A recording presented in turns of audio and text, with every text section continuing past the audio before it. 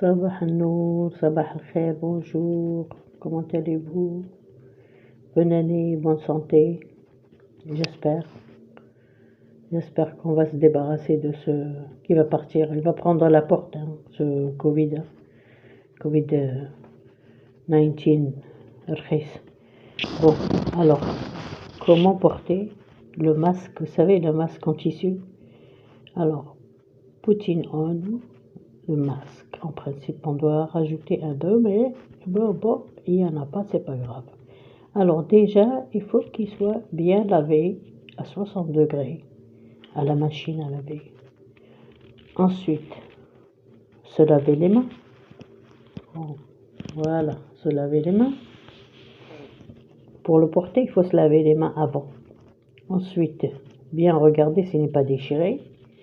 Il faut valider, voir s'il n'est pas déchiré, s'il n'y a pas de trou, s'il n'y a pas de problème, s'il n'y a pas de fil qui dépasse ou quoi. Bon, normalement, ça, on doit regarder avant de laver le masque. Parce que s'il y a des fils qui dépassent, après, on ne peut plus les toucher. Et ça chatouille le visage quand même. Alors, ensuite, une fois que tout y est, il ne faut pas toucher à l'intérieur. Vous voyez, regardez. Ils vous disent qu'il ne faut pas toucher à l'intérieur. Il faut le toucher juste par les élastiques. Voilà. Est-ce que vous voyez ça? Il faut toucher juste ça. C'est de cette façon qu'il faut le tenir. Il ne faut plus mettre les mains sur votre masque. Parce qu'il est presque désinfecté en fait. Pardon. Ensuite, le porter, tirer par les élastiques et mettre derrière les oreilles. Ajuster une fois. Faut pas tout le temps toucher. Voilà. Alors, il faut que le masque se porte comme ceci. Le haut du nez, il faut bien le coincer.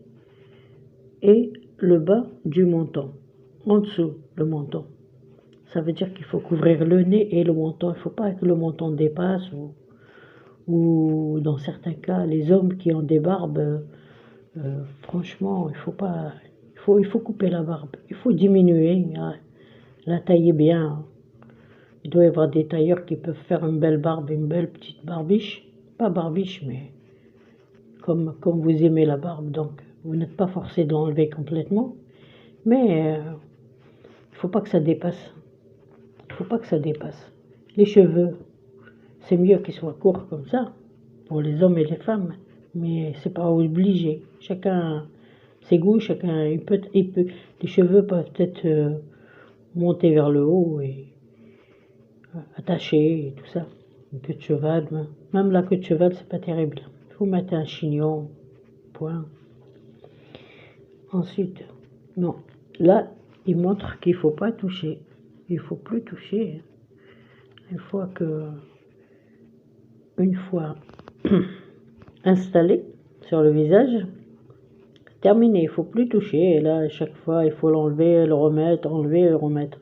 Quand on l'enlève, c'est pour le jeter. En fait, c'est pour le mettre à la poubelle ou quand il s'agit d'un masque en toile, en papier ou en toile, oui. Mais en tissu, non, en tissu, il faut le laver, il faut le mettre à la machine à 60 degrés. Voilà. Il ne faut plus le toucher. Il ne faut rien qui dépasse. Pas de barbe, pas de moustache qui dépasse derrière le masque. Il ne faut pas que le nez dépasse. Quand on est enrhumé, quand on a le nez qui coule, c'est une raison de plus de garder le nez à l'intérieur du masque pour éviter d'attraper encore autre chose. Parce que quand on a par exemple un rhume, un simple rhume, que le nez coule, et qu'on porte le masque d'une façon, enfin, que le nez dépasse, que la barbe dépasse et tout ça, les microbes ils peuvent se poser sur le nez, peuvent se poser sur la barbe. Le virus, il ne supplie pas pour se déposer sur votre barbe, sur votre nez, pour ensuite aller vous infecter. Parce qu'ils sont très virulents, surtout le Omicron, là, paraît-il qu'il qu'il est extrêmement contagieux. On l'attrape plus rapidement que le premier, que tous les autres. Voilà. Ensuite, là, ils disent removing mask. Comment vous l'enlevez? Qu'est-ce qu'il faut faire? Alors, vous avez d'abord, vous arrivez chez vous, vous lavez les mains, vous enlevez le masque sans toucher à l'intérieur sans toucher le tissu, juste l'élastique.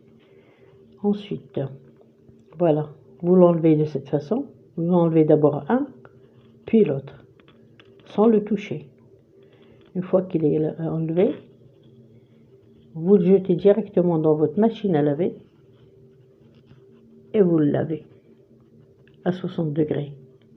Ensuite, vous relavez vos mains, vous séchez, mettez un petit peu de crème pour ne pas avoir de crevasses dans les mains ou les peaux sèches, les mains sèches. Voilà, tout simplement. C'est pas sorcier. En ce moment, il y a le Omicron. Il est très virulent, alors faites attention. Il faut pas lui donner sa chance, il faut le laisser partir. Il faut pas entretenir un virus. Un virus, il faut qu'il s'en aille chez lui, il retourne d'où il vient. Nous sommes des humains, lui c'est un virus. On ne sait pas d'où il vient. Soit il a été fabriqué, soit il a été amélioré, soit il a été envoyé du ciel, de l'atmosphère peut-être. On ne sait pas. Personne ne sait sauf les grands professeurs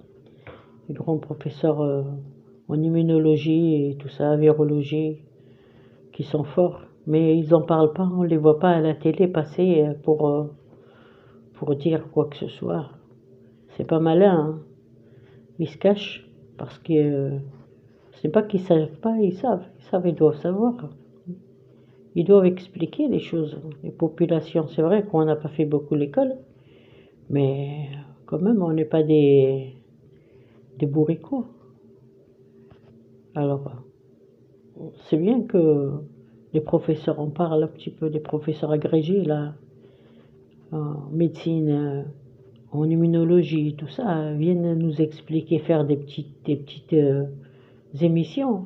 Normalement, ils doivent avoir une émission à eux, une émission médicale où ils viennent, ils parlent, surtout le soir, au moment du dîner, que les émissions doivent passer. Donc, après leur dîner, ils passent et les gens regardent. Au lieu de regarder un film bidon qui parle de conneries,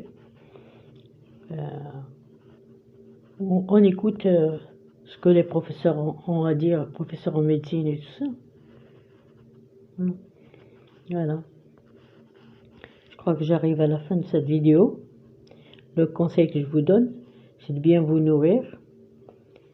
Allez-y, vous achetez des légumes, faites-vous une bonne soupe de légumes, surtout si c'est des légumes verts, alors là c'est extra. Vous pouvez mettre un morceau de viande pour donner du goût, vous n'êtes pas obligé de manger de la viande. La viande, après, une fois guérie, vous pouvez vous rattraper le temps perdu. Et puis des tisanes, ou alors carrément faire bouillir de l'eau et rajouter des tranches de citron, un petit peu de gingembre, soit moulu, soit frais, râpé, à jeter dedans, une cuillère de miel. Si vous n'avez pas de vitamines, achetez-vous des oranges, des clémentines. Si vous avez des vitamines, ça serait bien, vitamine C, de vitamine, enfin le complexe vitamine B, c'est bien. Qu'est-ce qu'il y a encore? Beaucoup de médecins conseillent la vitamine D, les minéraux, toutes sortes de minéraux. Vous avez des médicaments qui, en fait, c'est des médicaments qui se vendent en pharmacie, des vitamines, les multivitamines. Ou alors vous achetez des jus là, multivitamines là, qui s'appellent multivitamines là. Vous avez toutes sortes de vitamines ajoutées. Vous pouvez en boire, ça vous fera pas de mal. Et si c'est acide pour votre estomac, vous rajoutez un petit peu de miel, vous rajoutez une petite cuillère de miel, et ça vous aidera un petit peu à passer les mauvais moments. N'oubliez pas l'hygiène de vie, très nécessaire, hein.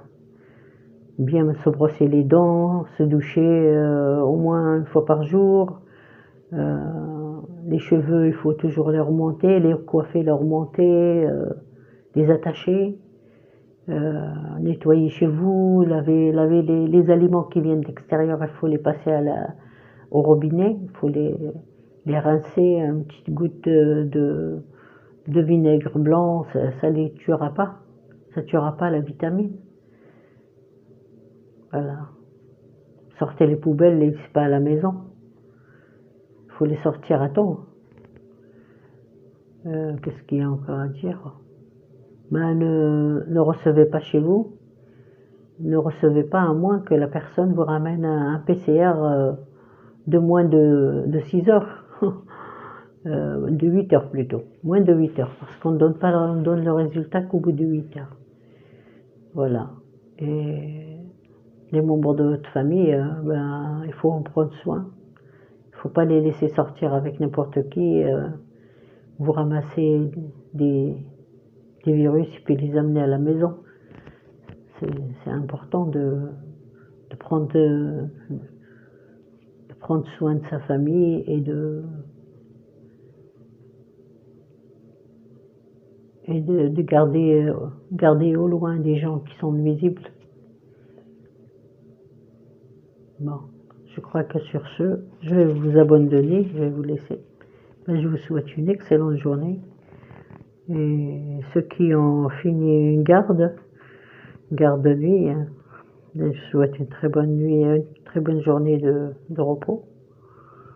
Allez, profitez et bougez aussi, faites du sport si vous pouvez faire un peu de gym, ça serait bien à la maison pour un petit peu faire bouger le système sanguin, hein, le système circulatoire, faire un petit peu de quelques mouvements. Bien sûr, pas abuser. Il faut faire attention parce que des fois, surtout pour les personnes âgées qui essayent de faire le marathon, il ne faut pas faire le marathon. Il faut aller avec au rythme de votre niveau. Bon, allez. Je vous souhaite une excellente journée. À une autre fois, au revoir.